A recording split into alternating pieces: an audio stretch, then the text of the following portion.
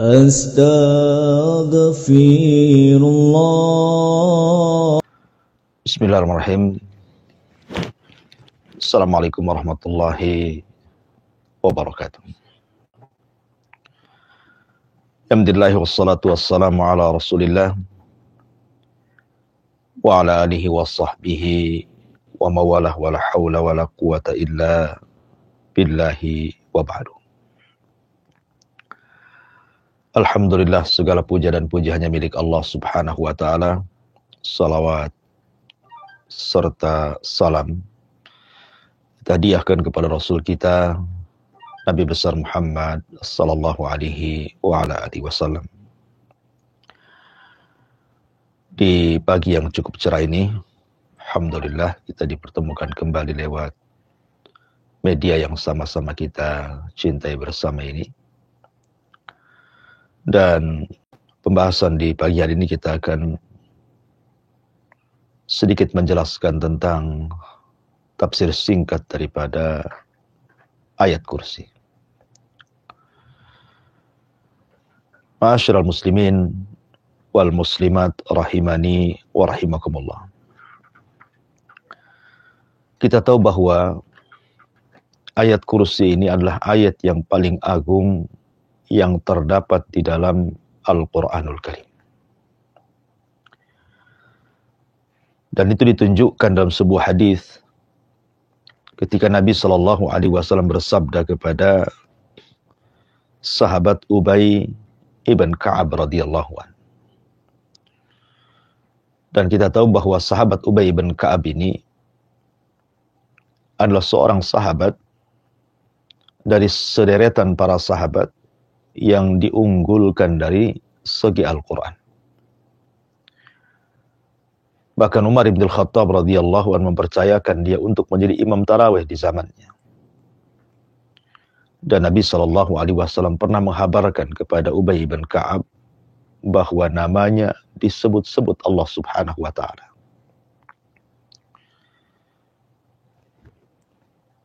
Di sini Nabi SAW suatu ketika pernah memanggil Ubay bin Ka'ab radhiyallahu anhu. Kemudian menanyakan satu ayat di dalam Al-Quranul Karim yang paling agung. Kata Nabi SAW, "Ya Abal Munzir, atadri ayyu ayatin min kitabillahi ma'aka a'zam?" Wahai Abal Munzir, maksudnya Ubay bin Ka'ab radhiyallahu anhu, tahukah kamu ayat yang paling agung dalam Al-Quran itu apa? Maka Ubay mengatakan, Allahu wa rasuluhu a'lam. Allah dan Rasulnya yang tahu. Tentu ini sebagai adab. Walaupun dia tahu jawabannya. Akan tetapi, adab seorang sahabat kepada Nabi SAW tidak mau mendahulukan perkataan Rasul dibandingkan perkataan mereka. Tapi Nabi SAW terus mendesak dan mengatakan, Ya Abal Munzir, atadri ayyu ayatin min kitabillahi ma'aka a'zam.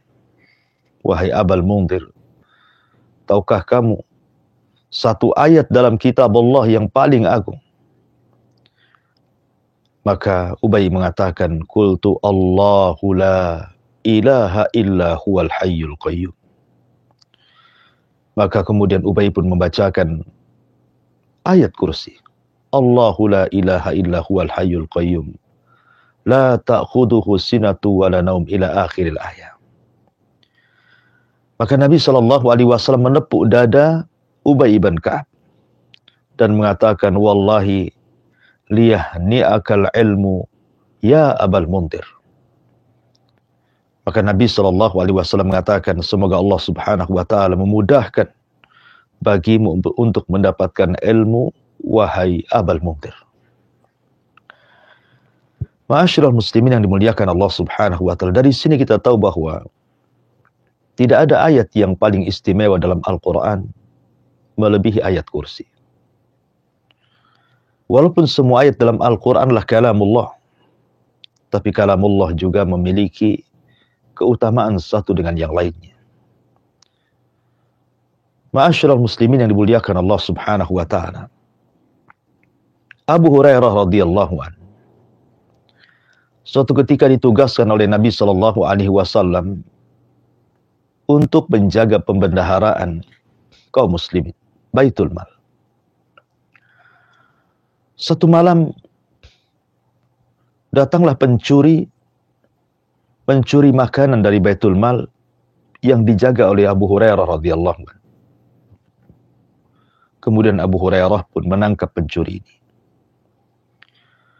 Kemudian tiba-tiba pencuri ini mengatakan, "Inni muhtajun wa alayya iyal wa li hajatun syadid." Wahai Abu Hurairah, aku ini orang yang sangat menghajatkan makanan ini. Aku punya banyak keluarga. Wa li hajatun syadidatun. Dan aku sangat berhajat dengan makanan ini. Keluargaku, mereka sedang kelaparan.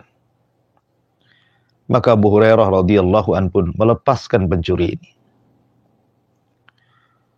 Kemudian Nabi SAW keesokan harinya mengatakan kepada Abu Hurairah radhiyallahu anhu, "Ma fa'ala asirukal bariha." Wahai Abu Hurairah, apa yang dilakukan pencuri yang kau tangkap semalam itu?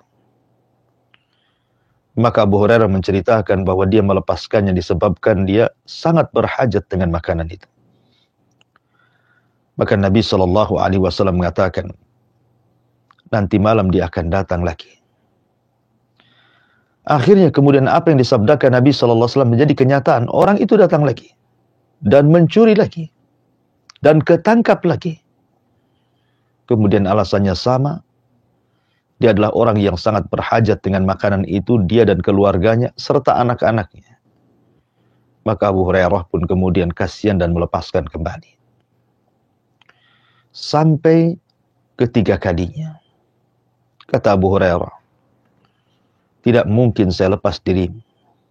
Karena engkau sudah ketiga kali mengambil makanan ini. Saya akan laporkan dirimu kepada Nabi SAW. Tiba-tiba orang ini mengatakan, "Ya Abu Hurairah, maukah kamu aku ajarkan beberapa kalimat? Tetapi syaratnya setelah itu lepaskan aku." Kata Abu Hurairah radhiyallahu anhu, "Apa kalimat yang akan kau ajarkan itu?"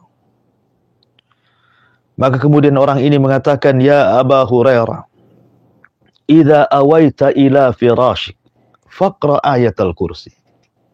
Wahai Abu Hurairah, kalau engkau hendak beranjak ke pembaringanmu, kau hendak tidur, maka jangan lupa membaca ayat kursi. Allahu la ilaha illa huwal hayyul qayyum ila akhir ayat. Fa innaka lan yazala 'alaika minallahi hafidh wa la yaqrabuka syaitanun hatta tusbiha. Kalau engkau membaca ayat ini, maka engkau akan senantiasa mendapatkan penjagaan dari Allah Subhanahu wa taala dan tidak ada syaitan yang berani mendekatimu.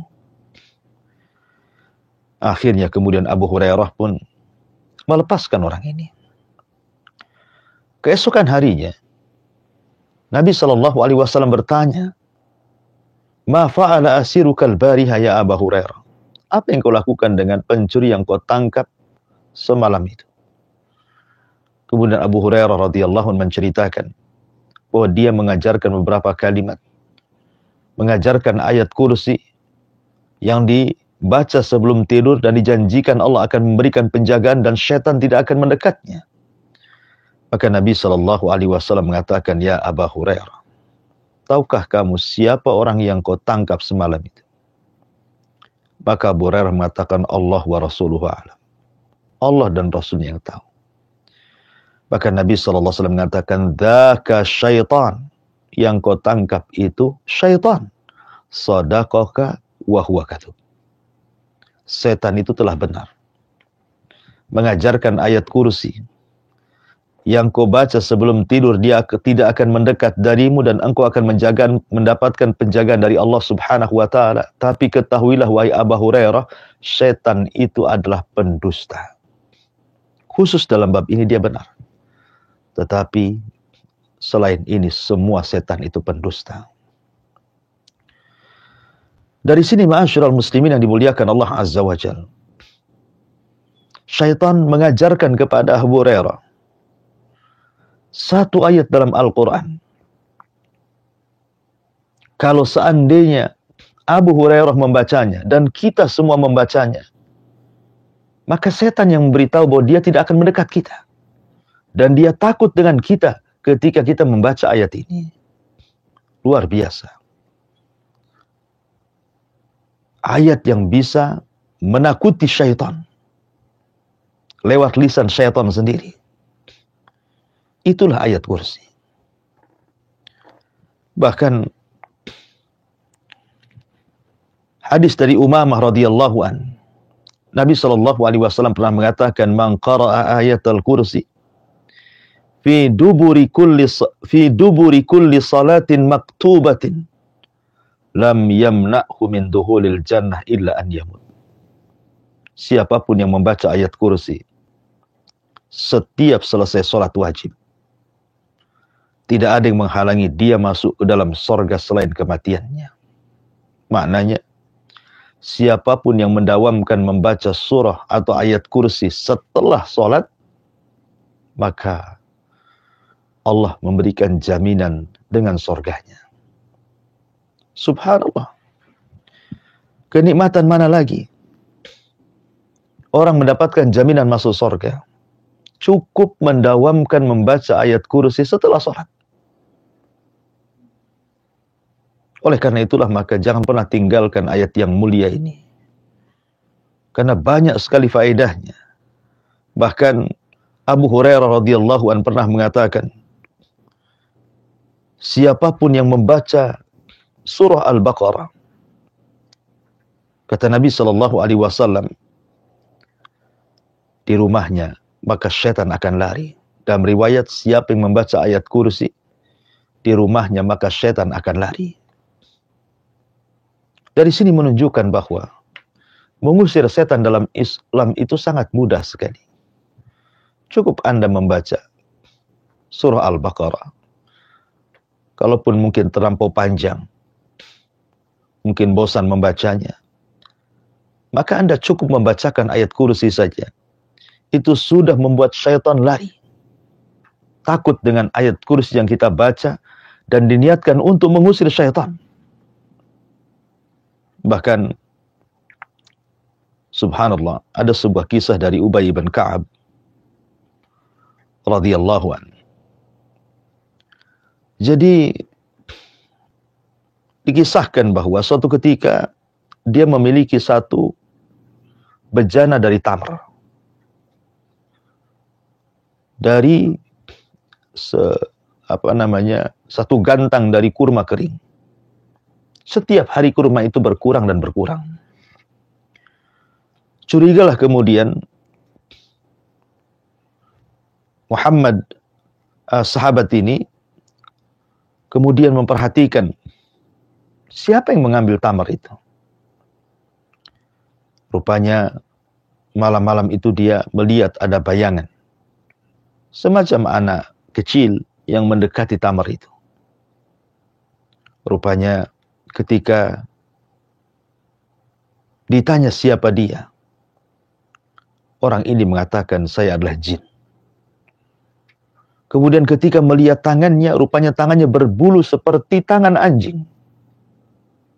Maka dia pun ketakutan. Kemudian mengatakan, apa yang bisa membuat dirimu menghindar dariku? Maka kemudian makhluk yang aneh ini mengajarkan ayat kursi kepada sahabat ini. Ma'asyiral muslimin yang dimuliakan Allah Azza wa Jalla. Bahkan dia pun mengatakan, siapa yang membaca di pagi hari, maka dia tidak akan diganggu oleh syaitan sampai sore hari. Siapa yang membaca di sore hari, dia tidak akan diganggu sampai pagi hari. Dan ini keutamaan yang luar biasa. Dijadikan azkar, zikir pagi dan juga petang, untuk menghindarkan kita dari syaitan. Ma'asyiral muslimin yang dimuliakan Allah Subhanahu wa taala, dan tentunya banyak lagi keutamaan ayat kursi kalau kita bentangkan. Tapi yang ingin saya berikan penjelasan sedikit tentang ayat kursi ini. Ayat kursi ini adalah ayat yang menjawab setiap orang yang bertanya, Man huwallah? Siapa itu Allah? Kalau ada orang yang bertanya soal siapa Allah, siapa Tuhan kita, siapa zat yang selama ini kita sembah, maka jawabannya, Allahu la ilaha illa huwal hayyul qayyum. La ta'khuduhu sinatu wa la naum.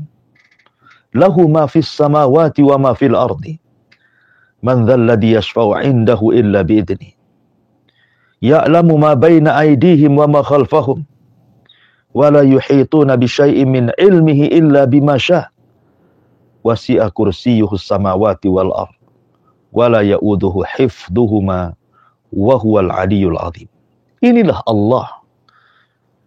Inilah Allah. Kalau Anda bertanya siapa Allah, inilah Allah. Allah, la ilaha illahu. Dia adalah zat yang tidak ada sesembahan kecuali Dia. Ketika orang-orang Nasrani, mereka salah mensifatkan Allah subhanahu wa ta'ala dan menjadikan Isa bin Maryam sebagai sesembahan mereka, dengan mengatakan dia adalah anak Tuhan. Dia adalah satu di antara 3 Tuhan. Bahkan ada sebagian mereka mengatakan dia adalah Tuhan itu sendiri. Ketika orang-orang Nasrani salah mensifatkan Tuhan dan mengatakan Uzair ibnullah. Ketika orang-orang As-Sabi'ah, mereka tersesat, menyembah bintang-bintang dan dikatakan itu Allah.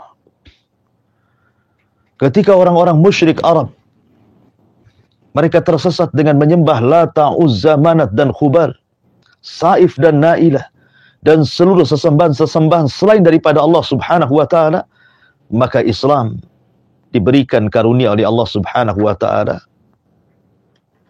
dengan mengetahui siapa Allah yang kita sembah. Karena Allah sendiri telah mensifatkan dirinya, Allahu la ilaha illa huwal hayyul qayyum. Allahu la ilaha illahu. Dialah Allah, zat yang pantas untuk disembah dan yang lainnya tidak pantas untuk disembah.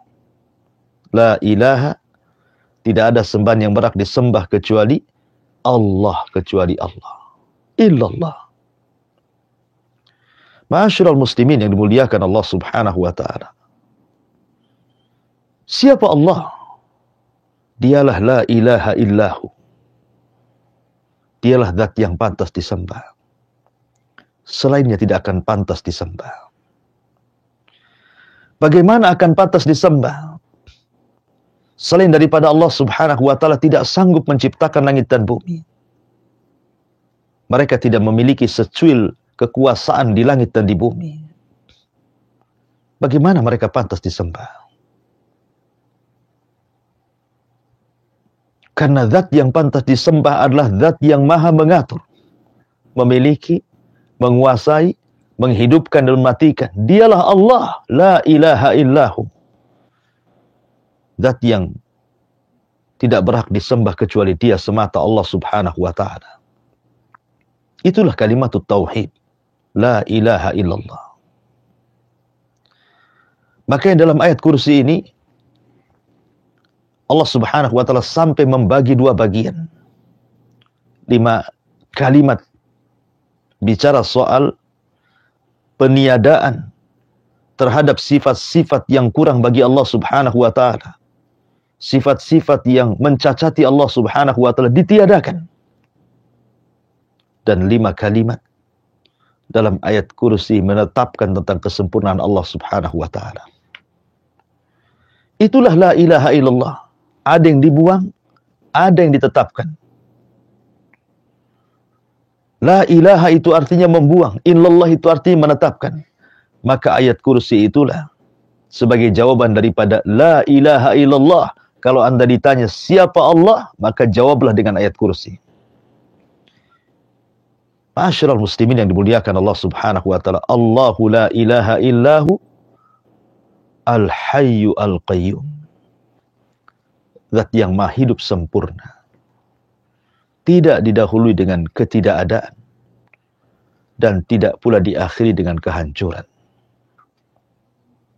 Makhluk selain Allah Subhanahu wa taala didahului dengan ketidakadaan, kemudian Allah ciptakan menjadi ada dan diakhiri dengan kehancuran. Kullu man 'alaiha fan wa yabqa wajhu rabbika dzil jalali wal ikram. Semua manusia akan hancur, semua makhluk akan hancur, dan yang tetap hanyalah wajah Allah Subhanahu wa taala. Al-Qayyum, yang tegak berdiri sendiri tanpa berhajat kepada yang lainnya. Al-Qayyum, di mana seluruh makhluk-makhluknya berhajat kepadanya. Dialah As-Samad. Semua makhluk bergantung kepada Allah Subhanahu wa taala. Tidak ada satupun makhluk yang ada di alam semesta ini kecuali nasib mereka bergantung kepada Allah Subhanahu wa taala. Itulah Al-Qayyum. Dan Allah tidak berhajat kepada mereka, sementara mereka sangat berhajat kepada Allah Subhanahu wa taala. Samad. Semua orang bergantung kepada Allah Subhanahu wa taala. La ta'khudhuhu sinatun wala naum. Allah tidak pernah disentuh dengan kekantukan, apalagi dengan tidur. Kapanpun Anda mengangkat kedua tangan ke langit dan mengatakan ya Rabb, ya Rabb, maka Allah Subhanahu wa taala akan senantiasa mendengar setiap seruan doa kita. Karena Dia tidak pernah ngantuk dan tidak pernah tidur. Kapanpun Anda meminta kepada Allah Subhanahu wa taala, pasti Allah akan ijabah semua permintaan kita. Karena Allah Subhanahu wa taala tidak pernah tidur dan tidak pernah mengantuk. Semua keinginan kita, hajat-hajat kita. Apakah Anda meminta rizki kepada Allah Azza wa Jal? Apakah Anda meminta kesehatan kepada Allah Azza wa Jal?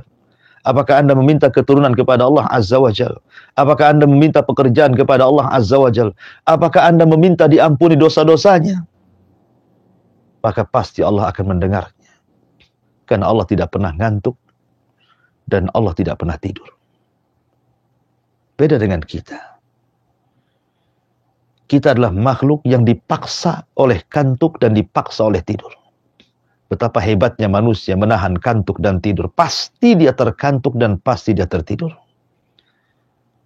Tetapi seandainya manusia terkantuk dan tertidur pula sekalipun, maka Allah Subhanahu wa taala tetap akan memberikan hajat dan kebutuhan apa yang kita minta. Luar biasa. Siapa Allah? Lahu ma fis samawati wa ma fil ardh. Semua yang ada di langit, semua yang ada di bumi adalah milik Allah Subhanahu wa taala. Tidak ada makhluk selain Allah Azza wa Jalla yang berserikat dengan Allah Azza wa Jalla memiliki langit dan bumi, menguasai alam semesta. Bahkan menciptakan seekor lalat pun mereka tidak sanggup. Bagaimana mungkin menciptakan langit dan bumi? Artinya, zat yang menguasai alam semesta, langitnya, buminya, sampai kita sendiri manusia adalah milik Allah Subhanahu wa ta'ala. Maka sudah sepantasnya, zat yang memiliki segalanya, dialah zat yang pantas untuk kita sembah. Adapun, selain daripada Allah Azza wa Jalla, berhala-berhala itu, patung-patung itu, yang terbuat terkadang dari bebatuan dan pepohonan, atau berhala-berhala yang lainnya, mereka bukan pemilik langit dan bumi. Bahkan mereka sendiri tercipta oleh tangan-tangan manusia. Am khuliqu min ghairi syai'in am humul khaliqun am khalaqus samawati wal ardh bal la yuqinun. Apakah mereka diciptakan dari segala sesuatu? Ataukah mereka menciptakan diri mereka sendiri? Ataukah mereka yang menciptakan langit dan bumi? Bahkan orang musyrik sekalipun tidak yakin dengan kata-katanya. Ma'asyiral muslimin yang dimuliakan Allah Subhanahu wa ta'ala. Ya'lamu ma baina aydihim wa ma khalfahum. Setelah Allah Subhanahu wa taala menegaskan tentang kekuasaannya secara mutlak bahwa yang di langit dan di bumi adalah milik Allah Subhanahu wa taala, maka di sini Allah berpindah bahwa Allah pun memiliki pengetahuan secara mutlak baik yang ada di langit, baik yang ada di bumi, baik yang ada di dunia, baik yang ada di akhirat. Pengetahuan Allah Subhanahu wa taala menjangkau semuanya, yang telah, yang sedang, dan yang akan datang, bahkan sesuatu yang mustahil terjadi kalau terjadi Allah Subhanahu wa taala tahu. Ya'lamu ma baina aydihim wa ma khalfahum. Allah mengetahui ma baina aydihim, yang di depan mereka, dan juga yang di belakang mereka. Sebagian ahli tafsir mengatakan maksudnya Allah tahu dengan perkara dunia dan Allah tahu dengan perkara akhirat. Ataupun Allah tahu tentang perkara yang sudah lewat, yang sedang terjadi, ataupun yang akan datang. Tapi selain daripada Allah, tidak ada yang tahu. Berhala-berhala itu tidak tahu nasib-nasib kita. Maka jangan pernah mengadu kepada berhala. Patung-patung dan sonam-sonam itu, mereka tidak tahu soal nasib kita, soal kehidupan kita. Berapa rizki yang akan kita dapati, berapa usia yang kita akan jalani, di mana kita akan mati, mereka tidak tahu. Maka zat yang tidak tahu tidak pantas untuk disembah. Tapi zat yang maha tahu segala-segalanya. Bahkan Allah tahu tentang hajat dan kebutuhan kita. Allah tahu apa yang dihajatkan dalam hati kita. Allah tahu, semua Allah tahu. Sehingga dialah pantas untuk disembah. Ma'asyiral muslimin yang dimuliakan Allah Azza wa Jalla. Kalau Allah mengatakan wala yuhituna bi syai'in min ilmihi illa bima syaa. Dan tidak ada makhluk yang bisa meliputi ilmu Allah. Tidak ada makhluk yang bisa meliputi ilmu Allah. Berapalah pengetahuan kita. Khidir alaihi salam pernah bicara dengan Nabi Musa alaihi salatu wasalam saat naik perahu. Kemudian dilihatnya ada burung menuki ke lautan, kemudian meneguk sesuap air, kemudian terbang kembali. Kemudian Khidir mengatakan kepada Musa, ya Musa, tahukah engkau ilmuku dan ilmumu hanya seteguk air yang diminum oleh burung itu. Sementara ilmu Allah itu bagaikan lautan yang terhampar tanpa bertepi. Dari yang seteguk itulah ada yang jadi profesor, ada yang jadi dokter, ada yang jadi insinyur, ada yang jadi pemikir, ada yang jadi penemu, dan begitu seterusnya. Tetapi seandainya ilmu manusia dikumpulkan satu dunia, sekalipun jin dan manusia serta malaikatnya, maka ilmu kita semua hanya satu tetes dibandingkan ilmu Allah seluas lautan yang terbentang itu. Wa ma utitu minal ilmi illa qalila. Karena kita ini diberikan ilmu hanya sedikit oleh Allah Azza wa Jalla. Yang sedikit itulah diperebutkan oleh banyak manusia. Wasi'ah kursiyuhus samawati wal ardh. Kursinya Allah meliputi langit dan bumi. Kursi itu artinya tempat berpijaknya kedua kaki Allah. Di sini Allah Subhanahu wa taala tidak hendak menjelaskan besarnya arsy Allah. Cukup Allah Subhanahu wa taala menjelaskan tempat berpijak kedua kakinya Allah Azza wa Jalla. Itu saja sudah meliputi langit dan bumi. Yang kalau dibandingkan antara langit dan bumi dan kursi itu seperti cincin yang diletakkan di tengah padang pasir. Cincin itulah langit dan buminya, padang pasir itu adalah kursinya. Bagaimana dengan arsy-Nya? Bagaimana dengan Sang Khalik pencipta segala sesuatu? Allahu Akbar. Tentu Allah lebih besar dibandingkan semua makhluknya. Wala ya'uduhu hifdhuhuma. Dan Allah tidak akan berat ketika menjaga langit dan bumi. Ya, karena semua bergantung kepada Allah. Semua berhajat kepada Allah Azza wa Jalla. Allah tidak pernah tidur dan tidak pernah ngantuk. Allah tahu segala-galanya. Allah lah yang memiliki langit dan bumi, menguasai dan mengaturnya. Sehingga tidak ada keberatan bagi Allah untuk menjaga langit dan bumi. Wa huwal aliyyul azim. Dialah zat yang maha tinggi. Tinggi secara zatnya. Tinggi secara kekuasaannya. Tinggi secara hukumnya. Azim, besar secara zatnya.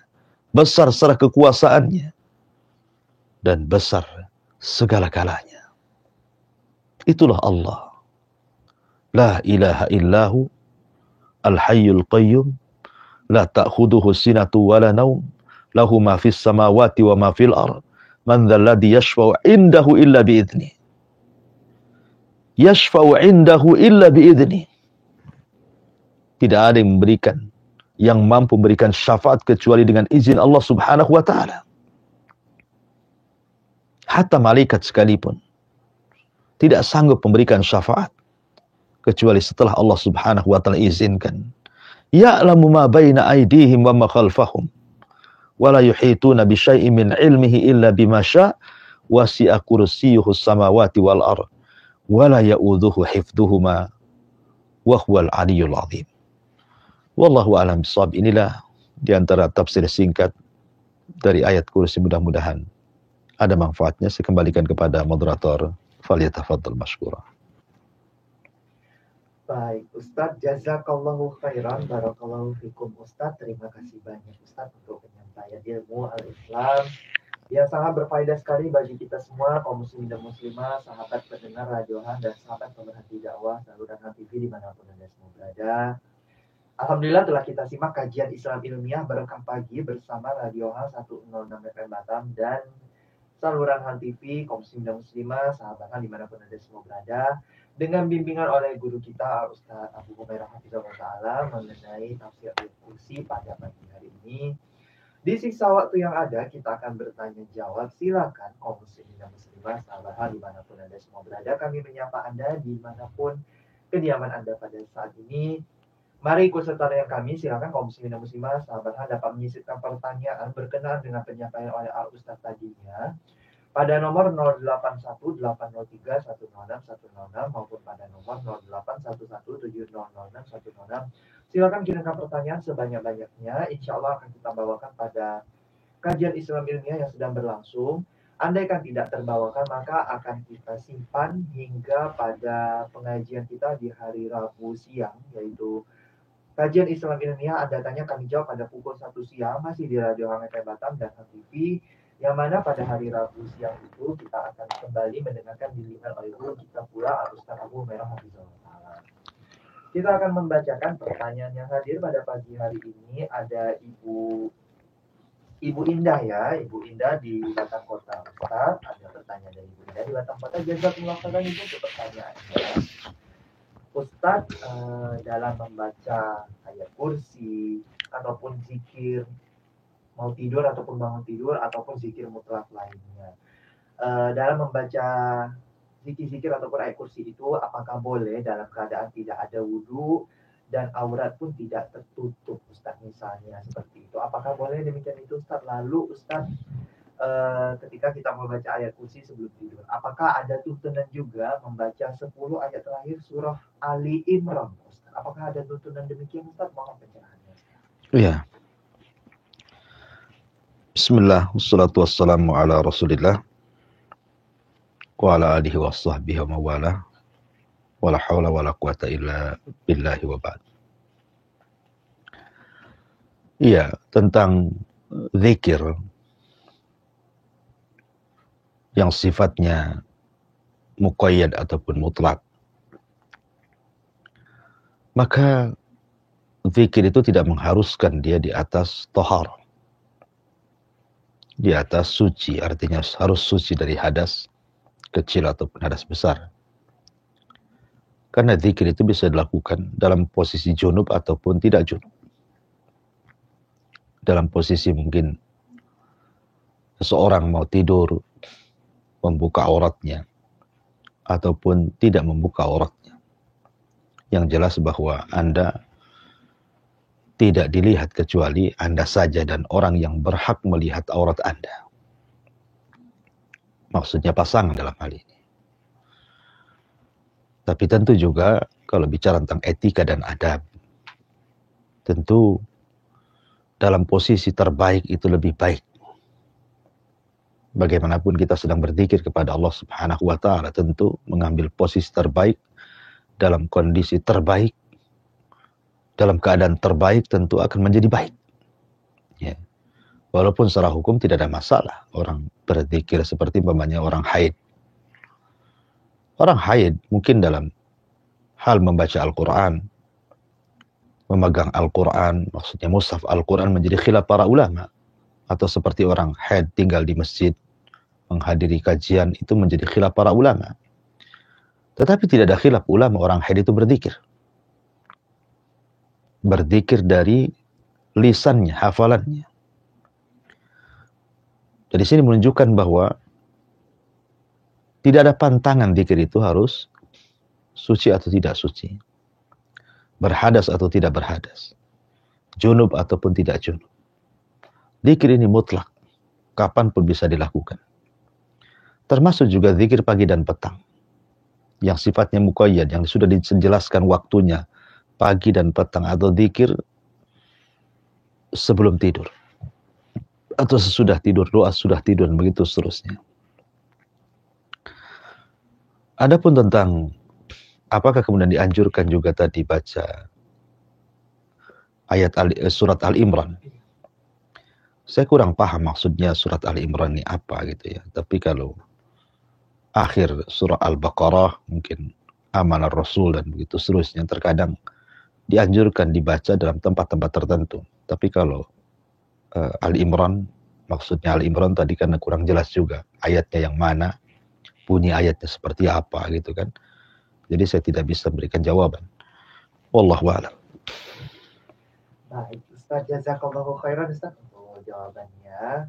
Untuk menanggapi pertanyaan Ibu Indah di Batam Kota tadi, insya Allah menjadi yang berfaedah bagi kita semua. Selanjutnya ada Ibu Siti di Lumajang, Jawa Timur.